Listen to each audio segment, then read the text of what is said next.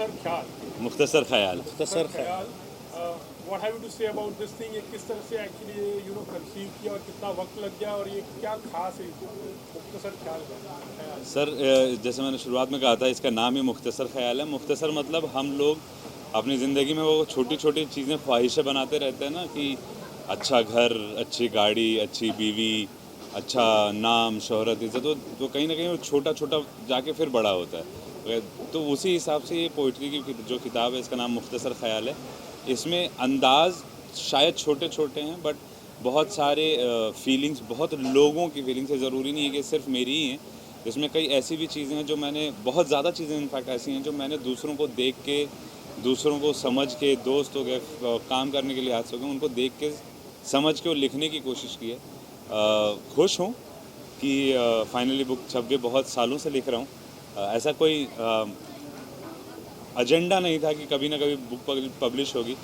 जो मेरी टीम, जैसे मैंने शुरुआत में कहा कि स्पेशली शाजी का इसमें बहुत बड़ा एफर्ट रहा है कि आपकी बुक आए। वो लगी रही बातें करना बहुत सारे पब्लिकेशन हाउसेस से, उसको कल्टीवेट करके एक जगह पे लाना was a good process. We enjoyed it and वही है कि अब आप लोग पढ़िए, बताइए कि क्या अच्छा लगा, क्या बुरा लगा, क्या बेहतर कर सकते हैं। तो इंशाल्लाह अगली किताब जब भी लिखूँगा, अगर लिख पाया तो उसमें वो सारी चीज़ें को रेक्टिफाई करके फिर लिखेंगे। सर एक इंस्पिरेशन, जो जैसे आपने कहा कि आम आदमी या हमारी जो रोज़मर्रा की ज़िंदगी होती है, जहाँ तक मैं समझ रहा हूँ जी उस चीज़ को, छोटी छोटी चीज़ को लेके, सर फिर भी कोई इंस्पिरेशन रहा होगा, या फिर आपने जो आसपास लोगों को देखा उससे आपने इंस्पायर होकर लाइक यू नो?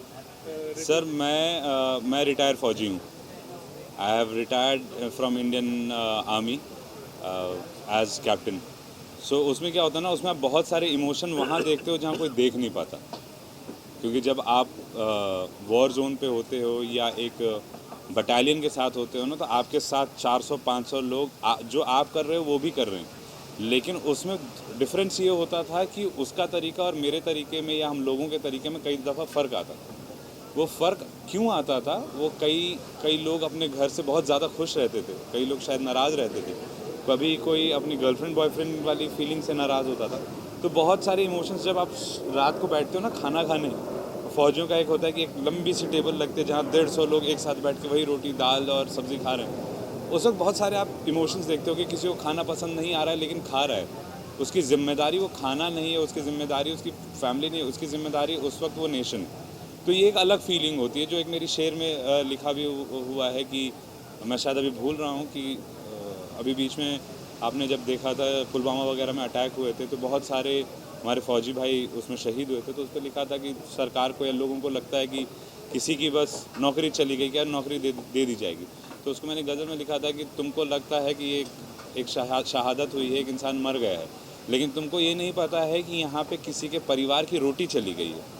तो ऐसे जज्बात भी हैं। फिर उसमें बहुत सारे फ़िल्मी तरीके की भी चीज़ें हैं। जैसे मेरे फेवरेट सिंगर हैं रफ़ी साहब, मैंने उनके ऊपर एक गज़ल लिखी हुई है। तो बहुत बहुत अलग अलग इमोशंस हैं। मैं हर जगह जहाँ जहाँ से सीख सकता हूँ सीख के लिखने की कोशिश करिए। तो ये अमालगमेशन है सर। मतलब ऑल इमोशंस आर देयर, मतलब it can be Joy, sadness, सब कुछ है। Yes yes absolutely. मतलब आप हंसेंगे भी, आप रोएंगे भी, गुस्सा भी आएगा, क्योंकि मैं तंज ज़्यादा लिखता हूँ। जैसे अभी आकांक्षा ने शुरुआत में बताया था कि मेरा एक शेर था कि तुम्हारे दो शब्दों के बीच का मौन हूँ मैं, दोबारा मत पूछना कौन हूँ मैं। तो एक तंज है, अकड़ है। वो फ़ौजी हूँ है, पठान हूँ है, लेकिन हाँ वो हर जगह ज़रूरी नहीं है कि मैं उसको दिखाता फिरूँ। जहाँ ज़रूरी है वहाँ तो नहीं हो आप रियल लाइफ में। जहाँ ज़रूरत पड़े वहीं पे। वरना मैं कोशिश करता हूँ ऐसे दोस्तों से सीखने की कि कितना ज़्यादा झुक के रहा जाए तो सब कुछ आराम से इत्मीनान से चल जाएगा। सजल भाई, आप क्या कहना चाहोगे राशिद भाई के बारे में? What are your best wishes? जी राशिद, कितने सालों से आप उनको जानते हैं? जी एक बात है, जब हम पहले मुलाकात की थी, मतलब वो जूम से मुलाकात हुई, हाँ, आपको याद है? मतलब एक आर्मी के साथ मैं बात कर रहा था तो मैं इतना, ये इसका जो इमोशनल पार्ट है वो तो मैंने देखा ही नहीं। तो जब हम उससे बाद ज़्यादा मुलाकात की, तो फ़नी पार्ट मेरे लिए ये था कि ये आर्मी में था बंदा और इतना स्ट्रॉन्ग भी लग रहे हैं, फिर भी बहुत ही इमोशनल है।